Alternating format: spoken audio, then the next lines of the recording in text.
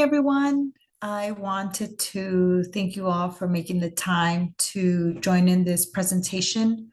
I will be talking a little bit about where we are at the food market and also just some changes that we're going to be starting in September, and we'll open it for questions and comments at the end. So I'd like to start kind of just setting the context of where not just IFCS food market, but also other food pantries are going on. And this may not be big news, but I think it's always helpful to do a recap. So right now, I feel that our food market is feeling the ripple effect of so many changes that have come about in the past year. For example, we've all heard in the news, there's been a lot of decreases and cuts to federal funds, specifically when it comes to food assistance program. That has, some of those grants that we get help to purchase some food. One in specific that has been completely ended is the emergency food assistance grants that were given out due to the COVID-19 pandemic. Some of those bigger grants used to help purchase a lot of food for TFAP, and we will get that food for free.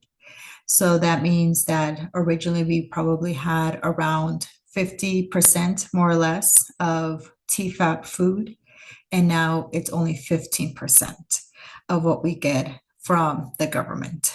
The other economic change that we are experiencing and adapting to is the uncertainty in the economy, the increase of cost of food, and also because of the news of the tariffs, has a lot of people kind of really uncertain of how to are still adapting to donate food or donate funds to us.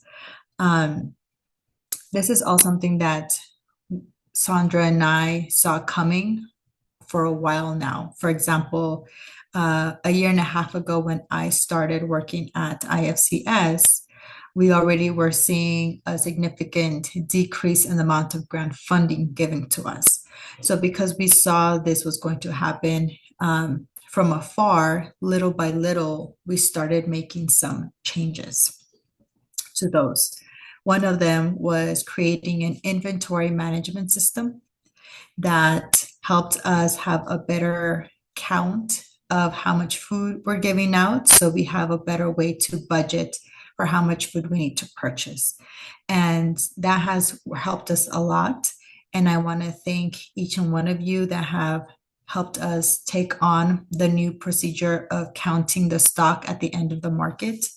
And it's still a work in progress. There's so many things that I want to go back to and, make fine tuning it, but where we are right now has really helped us to have a really detailed image of what it means for us when we're purchasing food, because that is the model that IFCS adapted a while ago and will continue.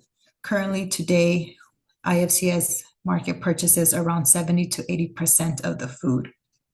And this has worked very well for us because in the survey that we did in April, we got a lot of good results and responses from the participants. Just as a reminder, in April, we did a survey where over 500 participants responded, and this is some of the findings. There was a high satisfaction reported. 70% said that they were very satisfied with the variety of the food options that we provide at the market. 70% of the participants are of Latino, Hispanic, ethnic background. So if they are satisfied, that means the food that we're providing is culturally responsive, which means they find ingredients that they can go home and cook with according to their home recipes. And in result, it turns out that we're not wasting food. 93 of the participants consume most or all of the food that they take home. So all the funds that we get either from grants, donors of all kinds and of all amounts, that food that we purchase is not being wasted. So this is exactly where we want to continue, holding that bar, is anything that we use from the community and give to the community feels great. on using that. I know Sandra has been really helpful in sharing in previous communications that the amount of funds that we get from the federal government is around 15 to 20% that makes the budget. And the rest is from different diverse funding sources.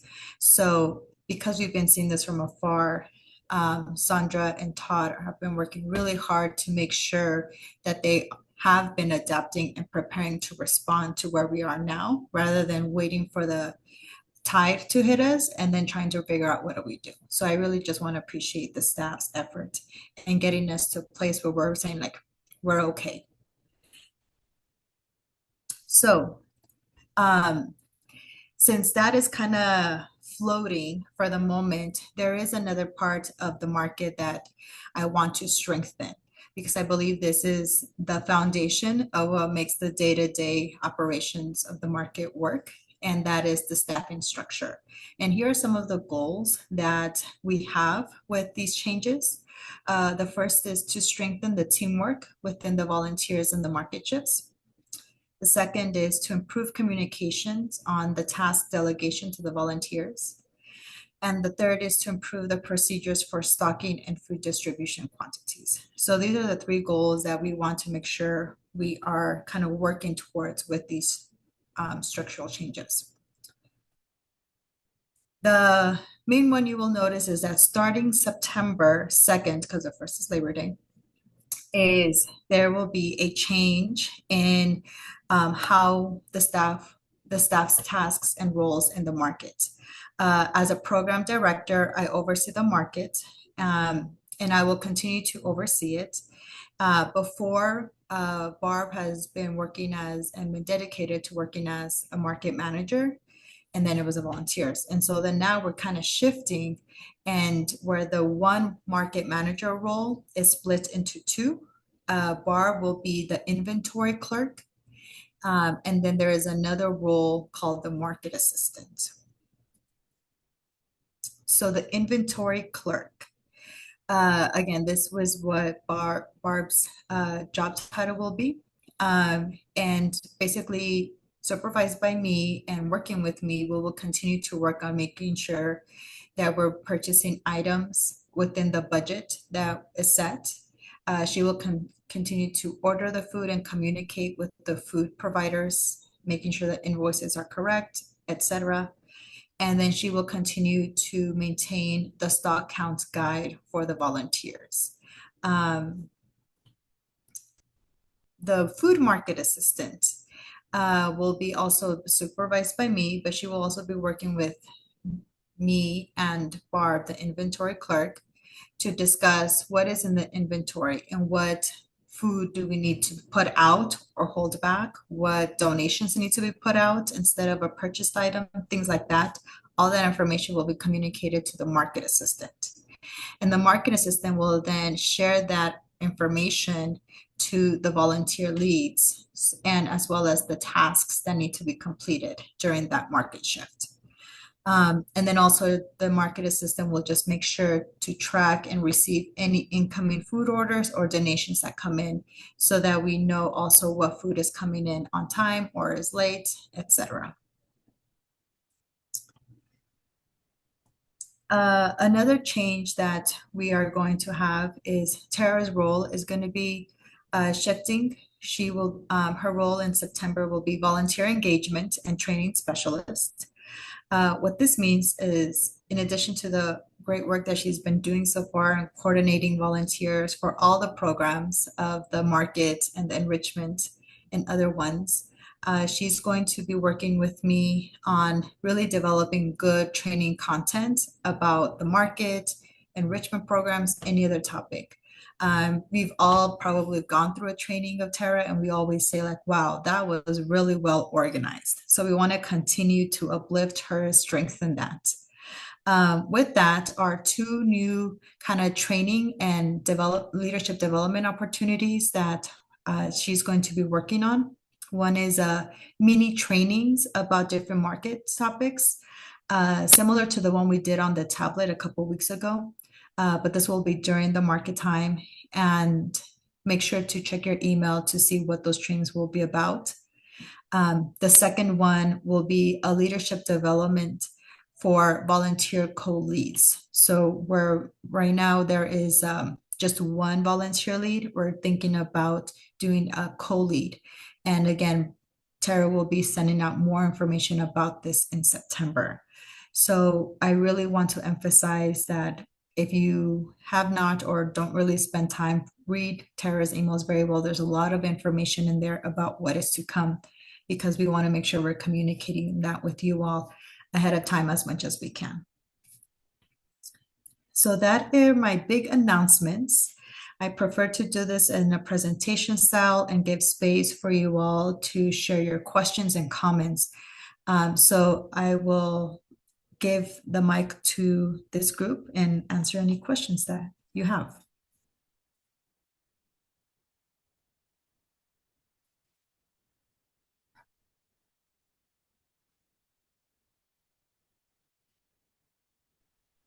I have a question. This is Sue. Yes, Sue. I wanted to ask why you decided to split Barb's role into two positions. Mhm. The reason why it's because when the market roll was done, it was at a different time. And I think over time, as I've been working for a year, I've noticed that sometimes it's good to have more of a niche role than having one role to encompass two things. It's a lot of work behind the scenes, having to manage, and you all probably already see this from Barb, the different volunteer groups throughout the week, the shifts, the food, and the ordering. And so I think it will be helpful also with communication wise to make sure there is one person completely dedicated to the daily operations of the market, and then another person helping us really focus on the inventory budget because there's a lot of new details with the new inventory management system that we've been developing. There's a lot new details that need to be focused on there, and it was just getting a little bit too big for where we want to go and grow. So that's why we figured it'd be good to split that. I actually did this same procedure with the other programs that I did, and I saw that it resulted very well. So I wanted to see I think we can give it a try for the market assistant as well. Miriam, we have a couple questions in the chat. So Peggy asked what a co-lead is. Ooh, I'll let you answer that. So basically we're going to have two leads as opposed to one. So we're going to strengthen some of the training and leadership of the leads, and that the role again be a little bit large for just one volunteer. So most shifts will have two leads, and then if it will also provide coverage if there is a lead who is absent for the day. And then the market assistant will help assist and making sure that the co-leads know what needs to get done that day. And so the co-leads can then direct the volunteers in their role. And then Miriam Dottie asked, who will be the food market assistant? We are currently hiring on that, so I don't have the grand announcement. So hiring takes its own time. And in the meantime, in September, while we're hiring for that, I will be the market assistant slash program director, which is actually in the end really good because that way I'm actually doing the work that I'm passing on to this market assistant. And then Barb is also going to be helping me to think about orientation. So we've already been working about on this for this throughout this month. And I think in September, when I start doing that market assistance role, we're going to put it into practice, get your feedback, polish up the orientation. So when we do hire that market assistant, we hit the ground running with that person. So I'll let you all know when we have that hire.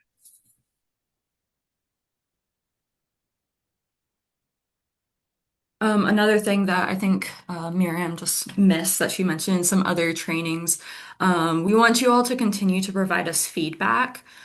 So in the invitation to join this meeting, I sent out a feedback link. With all these changes, we just want to hear from you all, make sure that we are keeping you all in mind as we're making these changes. We want to know what's working well, what could be improved. And that will just kind of help us make sure that we're going in the right direction for you all as well. And that link is always live. So if you ever have feedback, feel free to just like shoot me a message and I can like send you that link, and such like that. Miriam, Dottie asked how the new position is being funded. With the current funding that we have, so the new position is not like an add-on position and we're finding new funding. The current umbrella of funding that we are currently working with is kind of already encompassing in that. I don't know, Sandra, if you want to add any more to that question. Sure. Good morning, everybody. So the market position and the inventory clerk position are part-time positions, as bar position was a full-time position. So we'll now move to inventory and market assistance, both part-time. So we're the funding has already been budgeted in, or the salary has already been budgeted in. Mhm. Um, Another important thing to know is the market assistance work hours will be during both market shifts, except for Wednesday, because on Wednesday, Tara works with the volunteer groups that come volunteer for that day. And Barb's new working hours will be Monday through Friday in the mornings. And that will really working with me regarding inventory, ordering, and everything that I explained. So the market assistant is expected to work Monday through Friday for both shifts. The assistant won't work on Wednesdays, Yeah, no, they won't work on Wednesdays. right? Because Tara will be handling what the Wednesday groups. Anne asked, with the funding cuts, are you finding we have enough money for food market items? If not, what are plans to supplement? Yes, so um, yes, we are able to still uh, buy the food that we need with the current funding that we have, even with the funding cuts that we saw. As I mentioned, because we had seen this coming from ahead, Sandra, Todd have already been working towards, finding that gap, and will continue to work in finding that gap. If there are some areas that we do need to supplement for food, that's why we don't want to undermine the importance of food drives, because the food drives can still give us that food when we run out of it and have to wait for the next order. For example, some of you in the ships have noticed that when we run out of jelly, we're putting out some donated jelly. I think yesterday I saw donated macaroni and cheese. So we can hold on to the food that we purchase a little bit longer and bring in food donations. So that's one way we continue to still emphasize. We really would love for people to do food drives. I know Tara and Todd have done a great job of campaigning of here are the very specific food items we would love for you to fundraise. There's a church that, if we say we need cereal because cereal runs out fast, we have a nice hamper full of cereal boxes we can put to supplement. And can So, I, oh, sorry. sorry, Sandra. Oh, I'd just like to add, Uh-huh. so the funding piece is a real issue because we lost all of that COVID specific money. So this is why it's important to have that inventory clerk, that Mhm. specialized position, so that we will know, and that will be Barb's job because Barb is really good at that, what's coming in, what's going out, so that she can focus better on the Mhm. inventory because the inventory will allow us to just fulfill the items that are really needed so that we can stretch those dollars. But if Barb is all over the place with, being the market assistant or the market manager and the inventory clerk, I think we Yeah. miss the opportunity to do the most that we can with the food and the dollars that we need to. Mhm. Mhm. Yeah. Yeah. So if there are any asks, and that's what we're planning to do, let's say we realize ahead of, like, for example, these past two times we've ordered from TFAB, they have not been able to offer frozen meat. And we're like, okay, frozen meat. So then we'll have to put in some of the canned meat while we wait for the next order. So we already have like little plans on the side when we just can't control what's available or not available. So we're working towards that. And so just please keep an eye out or just ask Tara and or Todd about like what are some of these high popular items that we run now fast so we can do a food drive for that specific item. It helps us a lot more than just doing a generic food drive. Sean asked, has there been a decrease in people using the food pantry? Good question. There has been, and it's been really unfortunate because it's the main population that has decreased are the Latino Hispanic community. I did some numbers earlier this summer, and from January to June, there's been a 45% decrease specifically in that demographic. The other racial ethnic demographics has pretty much been consistent. Slight increase in the Caucasian white community. But there's two reasons for that. And again, this isn't just me, the IFCS, it's also food pantries in the South Metro area. Is a new wave of immigrants that were coming in the past 2 years, 23, 24. That wave has stopped coming and they've all moved on, right, to different parts of the country. Unfortunately, maybe some have been impacted by the immigration enforcement activity. And then the second reason is people are afraid to drive. And in the survey, we asked what is your main method of transportation to come to the IFCS? And more than half was either driving and or carpool. So if that method of communication is afraid to go drive, if they are afraid to drive, then there also may not be coming. So the main question that we're asking, like, so where are people getting food? If they also mentioned in the survey that IFCS is one of, in addition to grocery store, their primary place to get food. So in response to that, what we've been working on this summer is the financial assistance program manager, Kelly, and Jessica, our resource navigator, have been doing intentional outreach to the neighboring apartment buildings so people can learn how to walk, not learn how to walk, sorry, can people learn about us and come walk to our facility.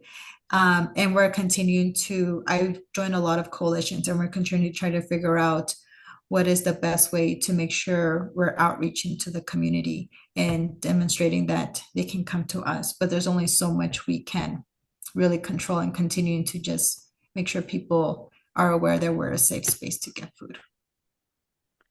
Anne asked, where are the new sources of funding coming from? I'll let Sandra answer that one. Well, really, foundation grants, in my opinion, have dried up. There are really no new sources. I continue to lean on the city and county of Denver because 52% of our clients come from, or our participants come from the city and county of Denver. And so you all have heard on the news where Denver, has this a deficit in their funding and they're letting workers go, their state workers. So it's real difficult to find funding there. So Todd and I are writing grants, talking to sponsors. We're trying to strengthen relationships, with folks to keep that money coming in. And so just IFCS's overall philosophy is that we are going to improve what's going on in the community, no matter what's going on, whether it's the immigration influx, whether it's a pandemic, whether it's anything that's going to affect the ability of people to meet their basic needs of food. So we are here for that, and we want to be more proactive than reactive. So this is why we're putting these things in place. So God forbid we have another pandemic. We've been there. We know how to do that now. What's the next thing that's going to come? I tease Todd all the time, okay? So we've had a pandemic. We've had an influx of, migration coming in. What in the world should we look out for next? So we just want to be ready for whatever comes down the pike for us. So, Mm-hmm. and And with that, your help, thank you guys so much because we yeah. can't do this alone. Yeah, and that was exactly the point I was going to add on to you, Sandra, is that we have an inventory management system that's kind of helping us look at the finances, the stocking. What I want to strengthen now is that teamwork communication flow, right, from staff to volunteers, because a volunteer continues to run as well because of everyone's contribution and your time and energy and your smiles to the community. So if there is at some point we need to pivot on something, we're able to do that swiftly because our communication flow is solid, right? And we can all do it together. So that's why right now, that's where I want to focus on and making these structural changes, hoping that with the goal, I'm sorry, that we will be strengthening that in case we need to do that. Oh, man.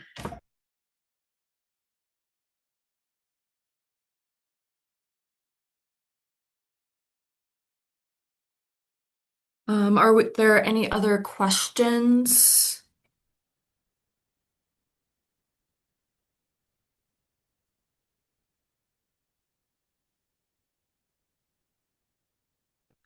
I don't see anyone trying to unmute or anything. Um, so think we're probably ready to close out. Thank you all again for attending this presentation today. And we are looking forward to what comes next. Thank you again.